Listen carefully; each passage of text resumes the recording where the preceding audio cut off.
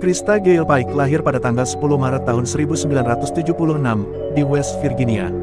Dia dibesarkan oleh neneknya yang sangat religius dan taman bermainnya adalah rumah jagal tempat kakeknya bekerja. Krista pernah dilecehkan oleh teman neneknya yang bernama Ernest, bahkan pelecehan itu terjadi ketika Krista masih dalam usia balita. Pada usia 12 tahun, neneknya meninggal dunia, setelah itu hidupnya hancur dan dia sempat melakukan percobaan bunuh diri. Keadaan semakin memburuk ketika dia harus tinggal bersama ibunya yang seorang pecandu alkohol. Sebagai keluarga, mereka tidak memiliki hubungan yang baik. Ibunya kemudian membawa putrinya yang bermasalah untuk menemui psikiater. Namun, sebagian besar psikiater yang dikunjungi Krista tidak memberikan bantuan yang cukup untuk menangani kesehatan mentalnya. Selama tinggal bersama ibunya, Krista banyak menerima pelecehan yang dilakukan oleh teman-teman pria dari ibunya. Semua faktor itu mempengaruhi jiwa Krista, yang menyebabkan perubahan perilaku menjadi jahat. Ketika berusia 18 tahun, Krista mengikuti program Jobs Corps di kampus Knoxville University of Tennessee. Di sana Krista belajar keperawatan, mengikuti jejak profesi ibunya. Dalam program itu, Krista bertemu dengan Colin Slammer, yang juga sedang menempuh pendidikan yang sama. Sebenarnya mereka berdua adalah teman yang sering bertengkar dan tidak cocok satu sama lain. Krista pernah menuduh Colin berniat untuk merebut pacarnya. Pacar Krista yang bernama Tadaril Sip jadi terjebak di tengah cinta segitiga. Suatu hari, Krista pulang untuk liburan bersama keluarganya, sementara itu Tadaril tetap tinggal di Knoxville. Hanya karena ketidakhadiran Krista, Tadaril mengalihkan perhatiannya ke Colin dan mulai berselingkuh.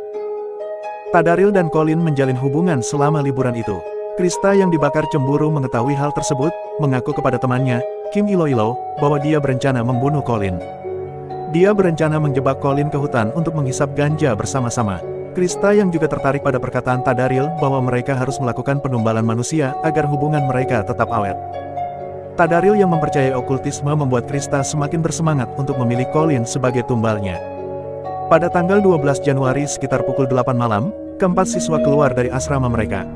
Mereka adalah Krista, Tadaril Sip, Colin Slammer dan seorang teman lainnya yang bernama Sadola Peterson. Mereka membawa Colin ke daerah terpencil di Tyson Park, dekat kampus Universitas Tennessee. Ketegangan terjadi ketika Krista mengungkapkan bahwa Colin berusaha ingin mencuri pacarnya.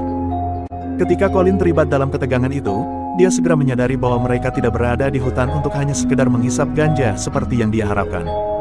Krista dan Tadaril sudah bersiap dengan membawa pisau dan alat pemotong daging. Sadola yang tetap menjaga jarak dan tak ingin terlibat, hanya bisa menyaksikan kejadian itu. Krista dengan segera meraih kepala Colin dan membenturkan wajahnya ke lutut. Dia kemudian menghempaskan Colin ke tanah dan tak henti-hentinya, menendang dan memukulinya tanpa ampun. Krista yang sudah naik pitam, menggores luka panjang di punggung Colin. Colin yang berusaha menghindari serangan itu, dicegat oleh Tadaril dengan menjatuhkannya ke tanah. Disinilah Krista menghunuskan pisau yang menembus perut Colin. Tak lama kemudian Krista mulai mengoyak leher gadis itu dan memotongnya. Tadaril kemudian mengambil pisau dan mengukir sebuah pentagram ke dada Colin sebagai tanda terakhir aksi mereka. Sementara Sadola menyaksikan, Tadaril dan Krista menyeret tubuh Colin ke area terdekat, di mana ada beberapa pohon dan tubuh Colin ditempatkan di atas gundukan tanah dan semak-semak. Sebelum meninggalkan lokasi, Krista mengambil bagian tengkorak Colin dan membawanya di saku jaketnya sebagai kenangan dari apa yang baru saja dia lakukan. Krista kembali ke asrama menemui Kim Iloilo dan membicarakan apa yang baru saja dia lakukan, bahkan dia menunjukkan bagian tengkoran Colin yang dia bawa. Jenazah Colin ditemukan keesokan paginya oleh seorang pegawai universitas. Pukul 8 pagi polisi Knoxville tiba, bersama dengan petugas keamanan universitas. Mengetahui penemuan mayat itu, Krista kemudian meninggalkan jaketnya bersama dengan potongan tengkorak Colin di kantor administrasi kampus. Polisi juga menemukan potongan tengkorak di salah satu saku jaket. Ketiga siswa, Krista Gail Pike, Tadaril Sip, dan Sadola Peterson, segera diamankan. Krista mengakui bahwa dia bersalah atas kematian Colin, dan mengatakan kepada polisi semua yang dia lakukan dalam kejadian mengerikan itu. Selama penyelidikan, polisi juga menemukan beberapa buku okultisme dan kitab pemuja setan yang tersimpan di kamar Tadaril. Persidangan berlangsung pada tanggal 22 Maret tahun 1996.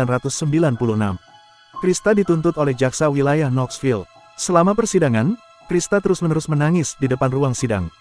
Krista dinyatakan bersalah atas pembunuhan tingkat pertama dan dijatuhi hukuman mati pada tanggal 22 Maret tahun 1996. Tadaril Sip dijatuhi hukuman penjara seumur hidup, dengan kemungkinan pembebasan bersyarat. Dan Sadola Peterson menerima hukuman kerja sosial, karena dia setuju untuk menjadi informan melawan kedua tersangka lainnya. Pada tanggal 24 Agustus tahun 2001, setelah 5 tahun menjalani hukumannya, Krista melakukan percobaan bunuh diri lagi. Dia juga sempat mencekik Patricia Jones, sesama narapidana. Sekali lagi, persidangan berlangsung dan hukuman untuk percobaan pembunuhan tingkat pertama dijatuhkan, hukuman mati untuk Krista sudah tak terhindarkan. Kemudian kuasa hukum Krista mengajukan banding ke sistem pengadilan federal. Mereka meminta agar hukumannya diperingan menjadi penjara seumur hidup. Mereka beralasan bahwa Krista menderita penyakit mental dan hukuman mati yang dijatuhkan di Tennessee tidak konstitusional. Dalam putusan persidangan banding, pengadilan menguatkan putusan sebelumnya, dan mengirim Krista kembali ke hukuman mati. Krista kini tinggal menunggu untuk duduk manis di kursi listrik yang sudah tidak sabar ingin menyengat.